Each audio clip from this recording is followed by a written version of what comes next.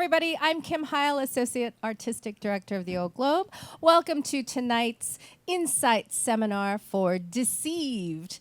And I have here to my left the wonderful director, Delicia Turner Sonnenberg. Hello, everybody. I do want to start by acknowledging that the Insight Seminars are sponsored by Vicki and Carl Zeiger, and I don't see them tonight, but we always want to acknowledge their generosity. Thank you. So, you know, I come up here, you all have seen me up here.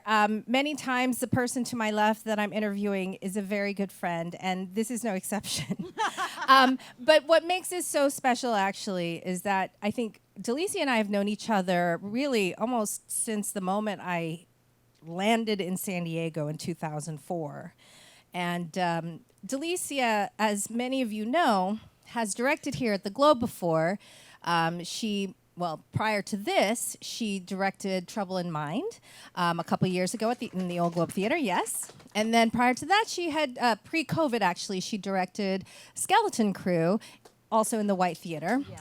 And in addition to obviously the Old Globe credits, she's directed around the country, most recently at the Alley Theater in Houston and also at Two River Theater in New Jersey, among many other theaters in the country. And so we are so thrilled that she had the time and the availability in her calendar to work with us because she is so in demand. She also was most recently our part of our inaugural cohort of resident artists. And that was really such a wonderful time to spend with Delicia because as a resident artist, and we can talk about it more later, but she really was a very active participant in our season planning process, in just talks about theater and art, and was really just so invaluable to have your input in the artistic department. And I, you know, like I said, we've known each other a long time. And I want to start there, actually, Delicia, if you don't mind, because many of you who've been seeing theater in San Diego for years and years probably remember that Delicia was the artistic director of Moxie Theater. Who remembers that? Yay. One of the shows that I remember so clearly when I first came to San Diego, it may have been, I don't know, maybe it was the first, maybe the second show I'd seen in San Diego was a show called Dog Act, which you guys did, yeah. which Moxie did. Yeah. I think it was in the diversionary space. Yeah, that was our first season. And I was blown away. I had just moved here from New York and, you know, just curious as to what the theater scene was like here. And my husband and I thought, oh, this sounds interesting. And I'd heard of the playwright before. And so we went and saw that. And I was blown away. And then after that, I really was a regular at Moxie. So, you know, she asked me earlier, what are we going to talk about? And I said, I want to talk about you. So here we are talking about you, Delicia. But tell me, so you're now directing at one of the biggest regionals in the country, but you started off with your own company. What was your intention when you came to San Diego? And, you know, I know you and a group of women decided to put together the theater company, but like, what were you hoping to establish here in San Diego? From, I think, beginning in high school, I became a theater person in 8th grade. So that's like, 13, 14. And then when I went through high school and some in college, trying to think about what I wanted to do in theater, because like a lot of theater people, I started as an actor, but I didn't enjoy acting, but I enjoyed theater. And so in high school, I discovered directing, and then I was like, this is what I'm meant to do in theater. And then as a director, as a wannabe director, I should say, I thought about what kind of life did I want to have, and I, this might be because I'm the oldest in my family, but I just decided that if I was a banker, if I was interested in finance, then I make a living at that. But I was interested in theater, so I had to figure out a way to make a living at that. And I would say 99% of my professional adult working experience has been in the theater. And part of that is just some luck and some seeking out. Like when I lived in New York, I didn't direct a bunch of bad plays with my friends, like off Broadway. I really wanted to learn from, and so I didn't direct hardly ever when I was in New York. But I was learning. I was at Second Stage Theater, which was an off-Broadway theater at that time, and now has the off-Broadway space and the Broadway space. But I was there, and I got to work with a lot of people that I had read about in theater history. You know, Sam Shepard and Lamper Wilson, and like actors and playwrights and directors. And even though I wasn't like actually directing, I was learning about the art and the craft and the people who make the art and what's important. But in those early years, I also it was really important to me to be a part of a community. And so I didn't really want to be a freelance director, because I wanted to be in a community, have a theater in a community, or even if I didn't have a theater, but make theater in that community. And also I knew that it would be hard to travel because I wasn't wealthy with children, and I wanted to have children. I was like, I'm going to have the career and the the job in theater and the family and the house and the dog, like a normal person. Right. I mean, it turned out to be a condo and cats, but I mean, pretty much it is like I am who I wanted to be when I grew up. And then at Mox, I'm Generation X, so I mean, like, we're not like stay at one job for like 100 years. So I thought I would be at Moxie, even founding it. When we were founding it, we set out to make something that could outlive us. So I thought I would be there for 10 years and that it would be time for new blood, because I didn't want to become an artistic director that sort of that got stuck in my ways, that wasn't open to the new ideas that were coming into the field. I also haven't seen a lot of examples of that, but also, and I was there for 12 years instead of 10, but when I found myself like being attracted to only the same 4 playwrights, for example, I was like, it's time for me to go. It's time for me to leave this to the next generation who's going to take this mission forward. And that was like when my oldest was graduating from high school, and my youngest was pretty self-sufficient. And then I started getting calls to freelance in other parts of the country. And then, so I went to Louisville, to Actors Theater of Louisville, and I was working on a brand new play. And then COVID happened on my 50th birthday. Or the theater COVID happened, but on my 50th birthday, the whole world shut down. So you're welcome, I guess. But that time when like my kids were leaving the house, I had left Moxie. It felt like the time to do something. I'll probably eventually be an artistic director again, but right now freelancing feels like vacation. It's like, as opposed to running a theater, I feel like, oh, I just get to direct. I don't have to worry about box office, or I mean, yeah, like. But actually, one of the things that I think distinguishes you as a director is that you do have a knowledge of what it takes to produce even just a single show, because you've done that, right? You were a producer at Moxie, and you watched other people direct shows for you or for your company. You have a very acute awareness of what those expectations are, what those parameters are, and sometimes directors are like, yeah, I don't know what those are, but I'm just going to do what I want to do. But you have an understanding of what it takes to produce theater. Do you agree? Yeah, to a certain extent. I mean, like when I am not like plays. The play is the play, right? But how it plays in San Diego is going to be different than how it plays in DC, for example, or how it plays at the Globe is going to be different than how it plays at Moxie, right? And so I'm always interested in what's the community I'm serving.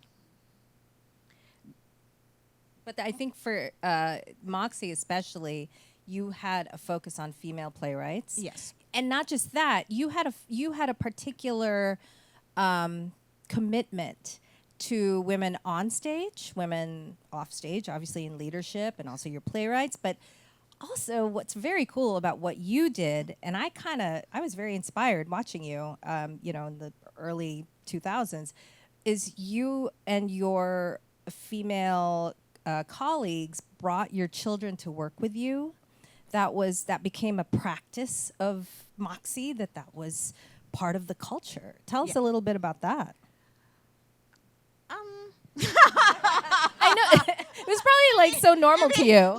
Now my babies are 22 and 26. So, it is really normal to me now, but I think partly I was inspired by one of the founders got accepted at a university, the guilty shall remain nameless, who invited her, then found out she was pregnant, and then disinvited her from the program. So it was a part of that, and there was also a part of, I think, growing up in Atlanta, my great-grandmother's house, my grandmother's house, and then my mother's house became the place where everybody came. I remember being a teenager, and one more of my brother's friends was living with us, and I was like, does everybody who runs away from home have to live with us, right? And so that was a part of the inspiration. I wanted to have a place where you could be a full artist, meaning being a mother or a father. We had an actor who was a single dad who brought his kid to every single rehearsal and every single performance. And when he was like, the show is over, that kid cried, and I was like, oh, come back, I'll put you to work anytime. But I wanted it to be, a part of a community where you support the full artist, not just the product of what they could deliver for you, and at the same time require excellence. And what that looked like sometimes was that, it'd be 1 in the morning and you'd be holding an 18-month-old in one arm and a paintbrush in the other hand, and you'd both be crying, but you still had to get the set done because there's going to be an audience tomorrow. So, it was a way to, I think it was a way to honor the full artist, I think, is what we were thinking. And it wasn't we were doing it by ourselves for the most part. My husband is a great partner. Now, he was working a lot in LA, and so I ended up taking the kids with me a lot. And every now and then I would be like, you need to take the kids to work with you. And he would be like, what, I can't do that? I'm a professional. And I would be like, hello. Right? It's not really going to change unless you do it. It's not going to change from working mothers unless working fathers take their kids to work, right? So, and then he started taking them, and he was a cool parent at the time because he was working on a Disney show. And then he was like, oh, it's so great having the kids there. Right? But anyway, it was partly that. It's partly about supporting the full artist and not denying. Or there were times, I directed probably 3 shows where I held a baby in one hand, not my baby, somebody else's who I wanted to cast, and a pencil in the other, right? Or we wanted to make it possible to be a working artist no matter your circumstances. I think it feels actually very, maybe not intentional, but certainly not accidental, that the shows that you've directed here all featured very strong women, because I think there's when we are looking at the season and deciding, well, who's going to direct what, we obviously go to, well, let's talk about what they've done before, and do we feel like they can sort of capture this style of storytelling, etc. And I think in your case, Delicia, there's also this unspoken understanding that you bring with you a real sense of dignity and fortitude. You're very, and I admire it so much. You're so confident and so sure of yourself, and there's something about that that I think translates in the way you direct these female characters. And yes, it's a segue to Deceived, obviously. Yes. Although I do want to... Which is not a really strong female character, so it's really interesting. Well, talk about strength, it. We're going to talk about blatant it. strength. Right. But I do want to go back to something real quick, and this is probably somewhat interesting to this audience because you guys have been here, in San Diego for a long time, and you know the sort of theater community and ecosystem that both Delicia and I come out of, which is that we both have the shared experience of working at San Diego Rep in the same positions, by the way. And in fact, we discovered, I don't know if you remember this, that there was a time when I auditioned as an actor when I was living in LA for San Diego Rep, and I thought I got the job, but they weren't calling me. So I called San Diego Rep, and I think I talked to her, and I think I was like, did I get the job? And she was like, no, you didn't. I'm so sorry. But I'm pretty sure that was the first time. Anyway, but I think that is probably a big reason also why we've connected on so many levels. We sort of understand each other in that way. And then also, once upon a time, you may not remember this, but we had a standing lunch date when it was Waters Cafe, and you told me we'll have lunch, and at that I think it was either I think it was once a month. We're going to have lunch, and we're going to talk about art. And we're going to talk about the art that we are interested in. So I was like, oh my gosh, I'm going to have lunch with Delicia. This is my homework assignment. What am I working on creatively? But this was like in the early 2000s. I know, let's do that again. Yeah. Now that our kids are grown, right? We actually have time. But let's talk about Deceived. Now, most of you know, or maybe all of you know, that this is a play that is an adaptation of Gaslight, the very popular film Gaslight, which has since the title has become a verb about deception, being deceived. Anyway, and so I want to talk about when we came to you and said, Delicia, take a look at this play. What do you think? What were your first thoughts? Well, my first thought, because you're the Insight group, I'm not going to lie. My first thought was, I do kick-ass chick plays. I don't do damsel in distress, ever. I don't even understand, even when it's supposed to be a damsel in distress, I don't understand that. And then my second thought is, this might be some good, this might be good to work on, because not all women are confident. Now, I am the only girl in my family. I have 3 brothers, but I'm the oldest, so I was always in charge. Right? And so that's a part of the confidence. And then, and my parents were really encouraging of the things that supported my independence and thinking and expression. And it took me a long time to know, even when I knew, that most girls don't grow up feeling that way. I thought that all girls grew up feeling incomparable. And I don't have sisters, so I grew up a girl feeling incomparable. There's nobody to compare myself to. I mean, because my mom was the woman of the house and I was the only girl. And so it was interesting. And then I always ask myself when I'm considering a play, why this play now? And so when I thought about gaslighting and damsels in distress and sort of psychological suspense, which one of the hallmarks of, as opposed to a mystery like the Miss Marple I did in Houston, which is what happened, and then we follow the main characters figuring out what happened. Gaslight or Deceived is more of a psychological suspense, meaning what will happen or how will it happen, right? And then I thought about what it's like to be a woman in America right now. One of the aspects of psychological suspense is an unreliable narrator.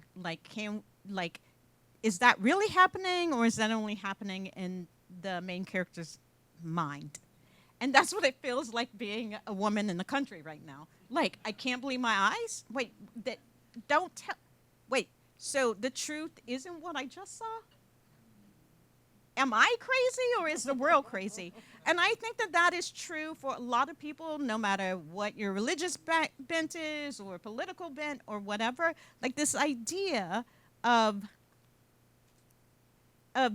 not being able to trust your own senses, or thinking, am I crazy or the world crazy right now? Right. So that was interesting to me. Um, uh, and the idea, like the play is set in 1901, is Victorian, and it's been a little while since I've done a play that that like I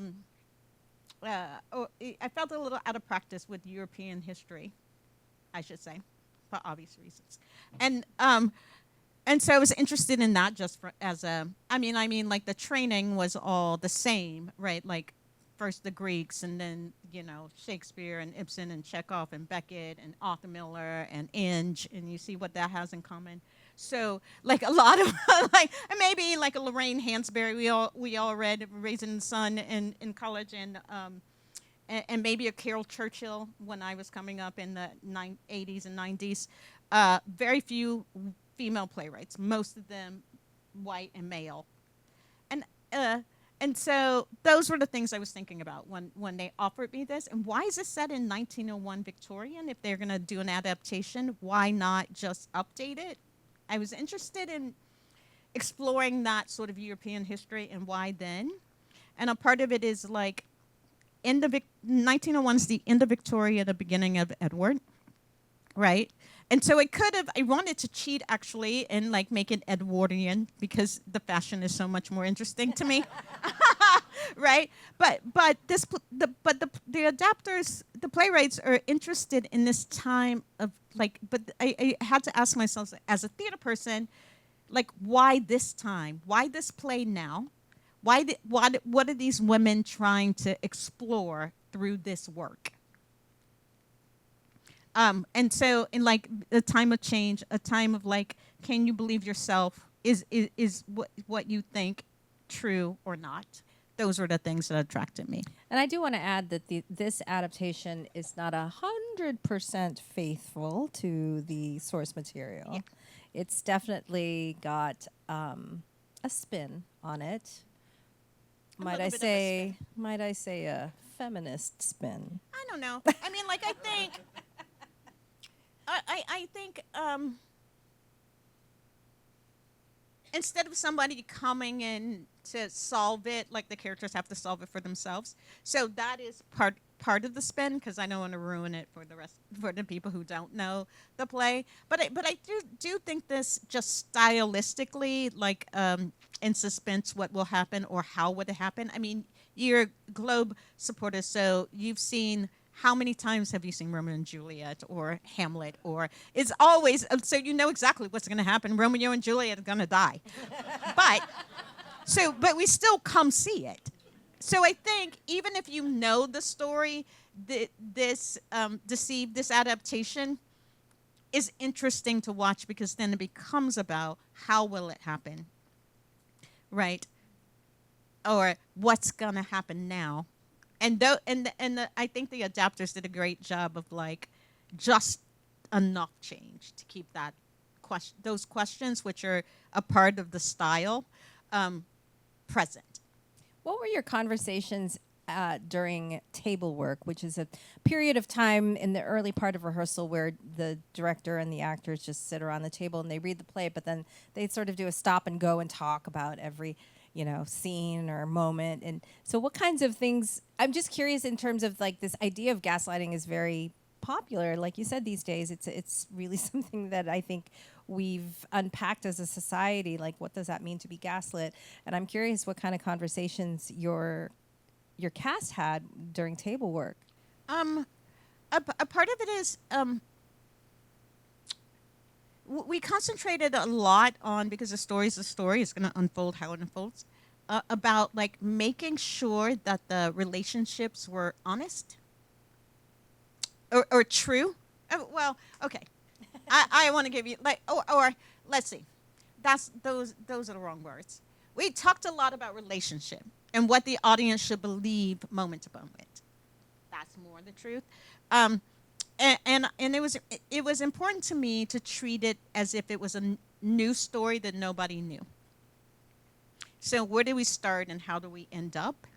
And is there enough? And so we talked about the journey of the beginning to the end, and in terms of relationships, like these relationships start in these places, and then how they transform over time. And I sat next to you, obviously, during casting.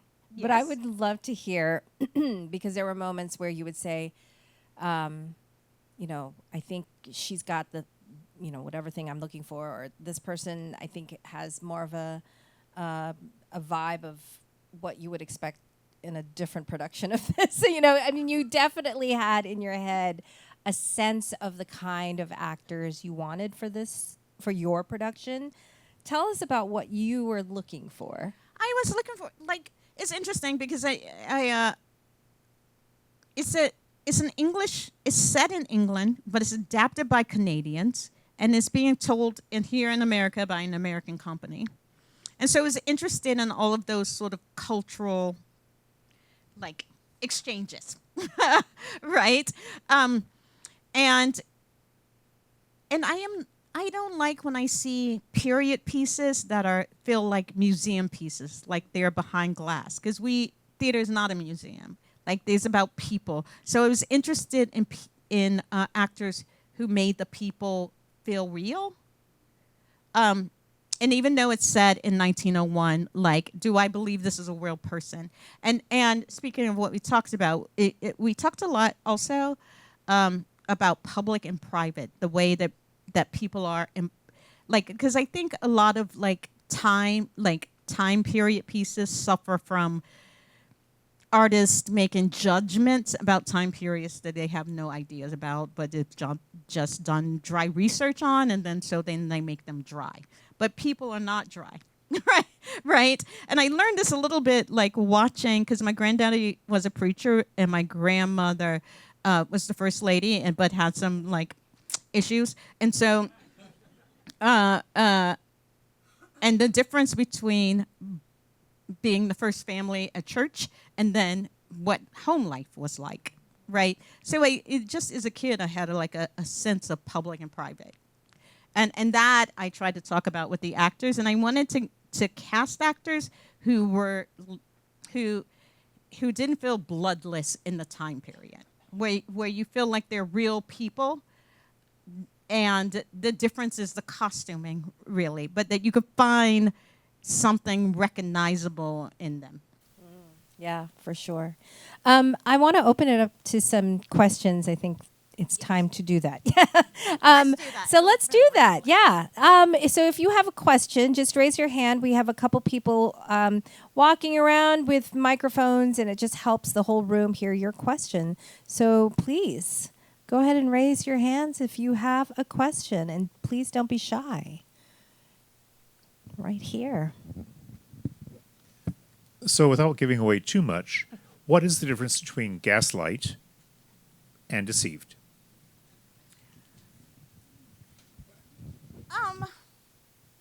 Well, can I give you a really bad answer, which is, I think it would be right. I think it would be great if, because we all know what gaslighting is, but this play represents how that term became popular. And then deceived, I think, I feel like deceived gives more away about the play, but then just technically it couldn't in the United States be called Gaslight, which is like a little bit more general, because of copyright laws and the way that they are different in Canada, where the playwrights are, the adapters are from, and the United States, like in another, 20 years, Barry said? It could be called Gaslight, but not now.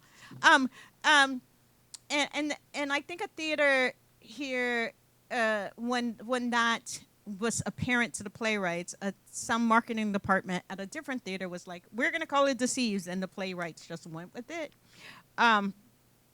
Because there's not that much difference. Except the artistry of it, right? Yes and no. Yes and no. Yeah, we can't. I don't want to give it away. It'll spoil it. Sorry. Come see it. How recently did the playwrights do this adaptation? A couple of years. Danielle. Yeah, it premiered. They wrote it before the pandemic, but then it premiered post-pandemic at the Shaw 2018 Festival. or 19? Yeah, but they premiered after the pandemic at the Shaw Festival. I mean, you know what's interesting is that there's a couple adaptations Yes. of Gaslight. I think we all, the royal we.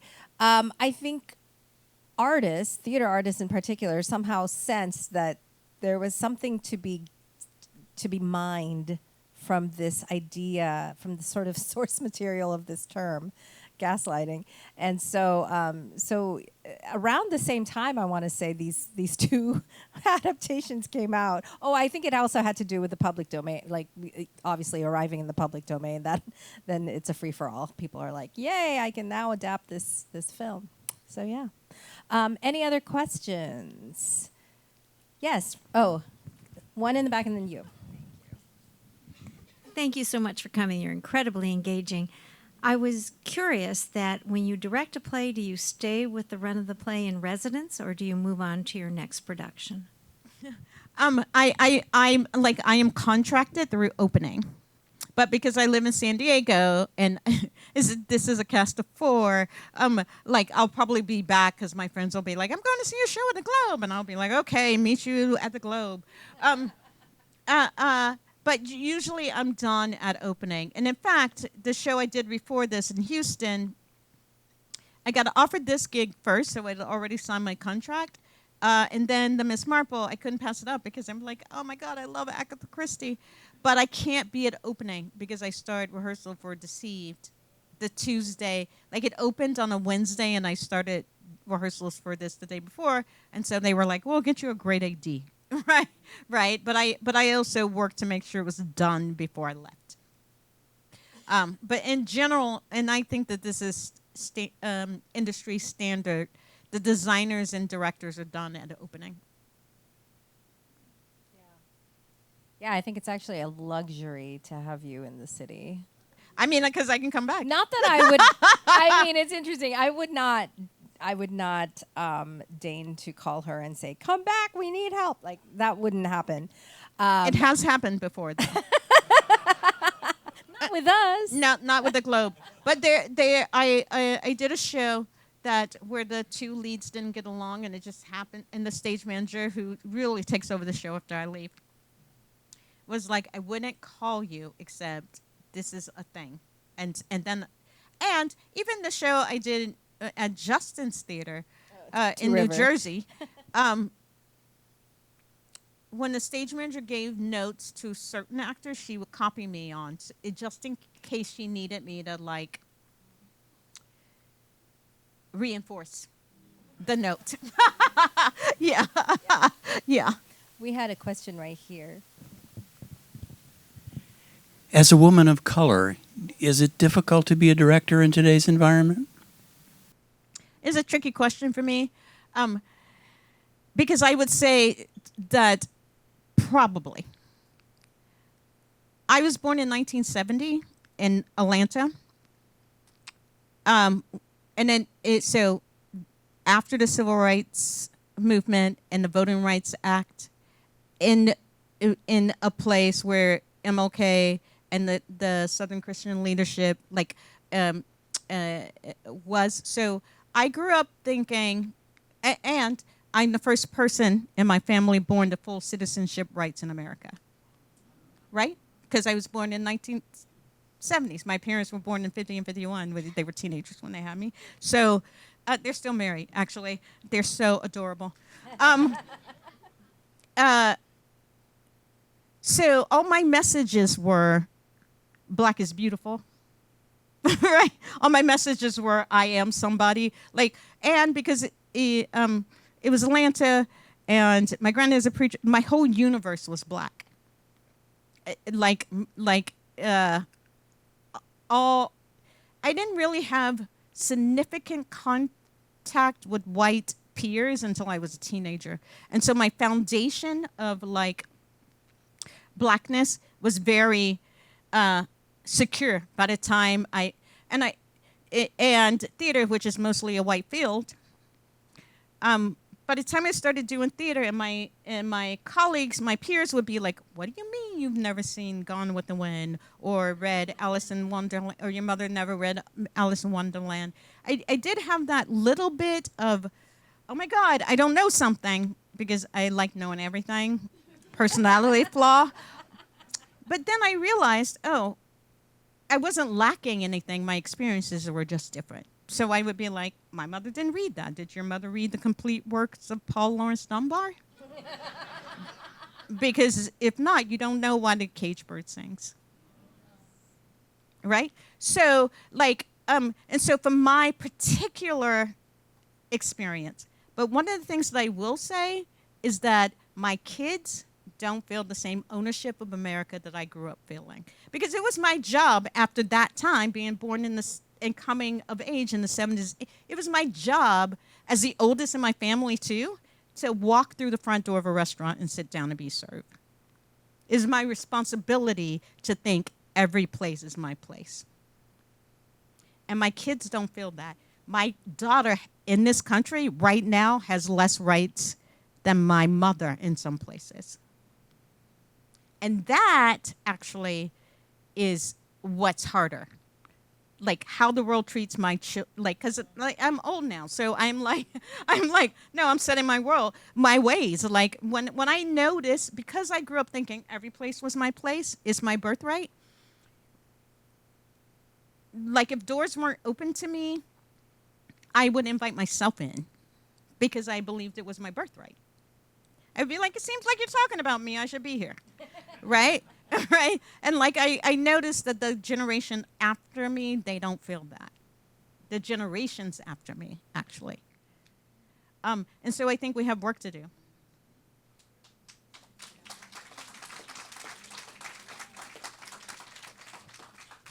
There's a question in this. Yes, someone's coming with a. There you go. Obviously, we haven't seen the play yet, or most of us haven't, but what is the message that you want to get across to the audience from this play?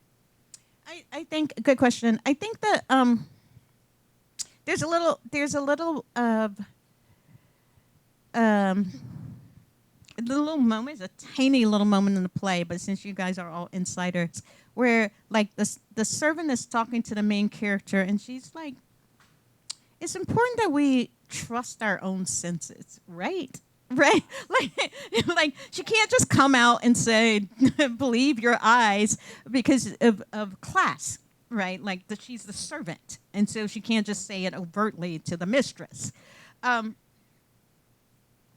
so this idea of like, you are strong enough to believe in yourself is something I want the whole audience to get, actually. And also, like, it's entertaining. Even though it's 1901 and Victorian is like, can be kind of stuffy, I hope it is like fun.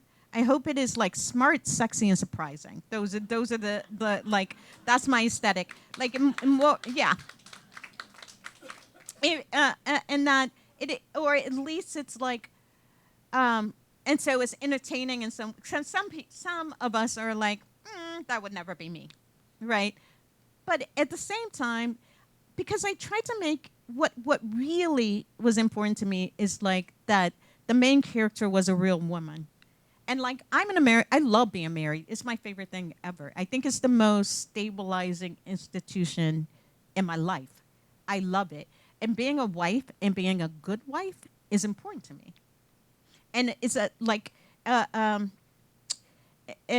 so that is also in the production, that it doesn't make you weaker as a woman to want to be a good partner to your partner. I mean, right? I mean, like, and so that is another thing. And then when right, being a good partner, I think, is one of the things that I hope people take away. I find that speech also very resonant. That idea of trusting yourself. Yes. It's so important. And so hard to do. Yeah. Oh, another question here, and then I think we might have time for one more after that. Maybe.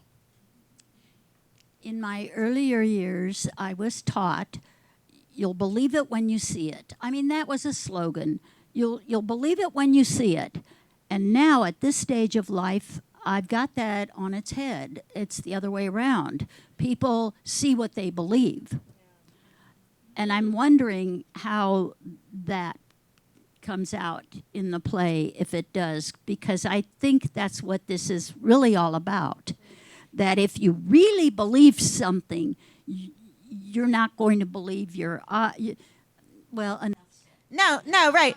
I think, let me talk about that in terms of like when I was thinking about the style of this play and like doing like a suspense, and one of the things that came up was this idea of the unreliable narrator, which is in suspenses, which means, is it happening for real, or is it only in the main character's mind?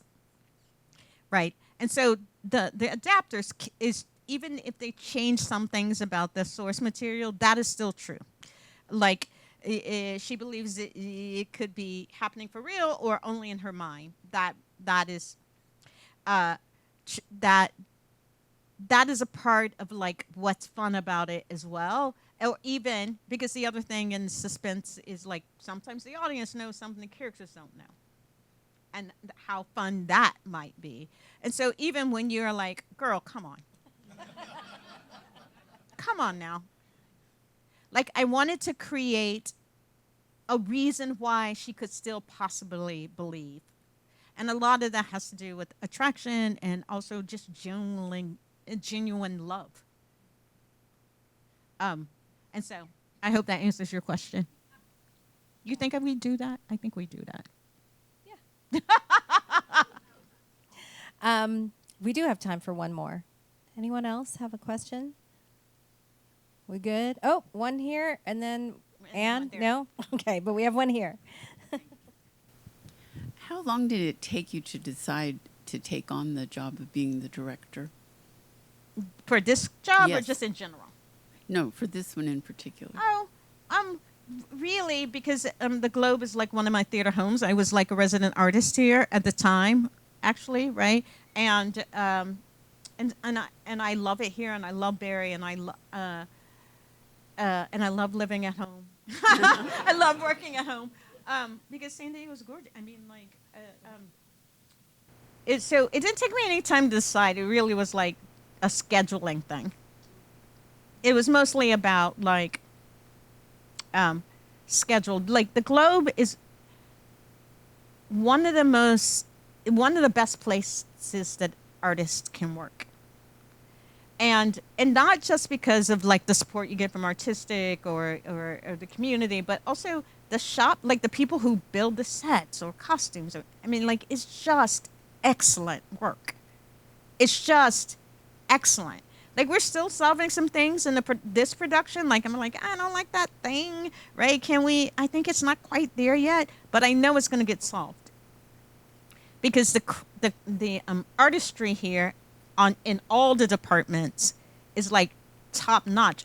And this is, even when I'm directing like a student play, I say this and it's just the absolute truth. When I'm working with the USD grad students, and I come to, because the same staff, right, the Globe staff, and I come to a production meeting and we're talking about the play and what it's going to need, I always feel that is no different than directing on this stage or the main stage. Like I feel like I get treated the same, that attention to detail is the same, the artistry is the same, the commitment is the same. So this is like one of the best places in the country to work. So I just want to close by saying, isn't she the greatest? I have been in awe of this woman for over 20 years now.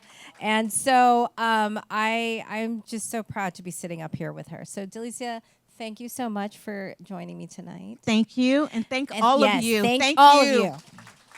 Thank you.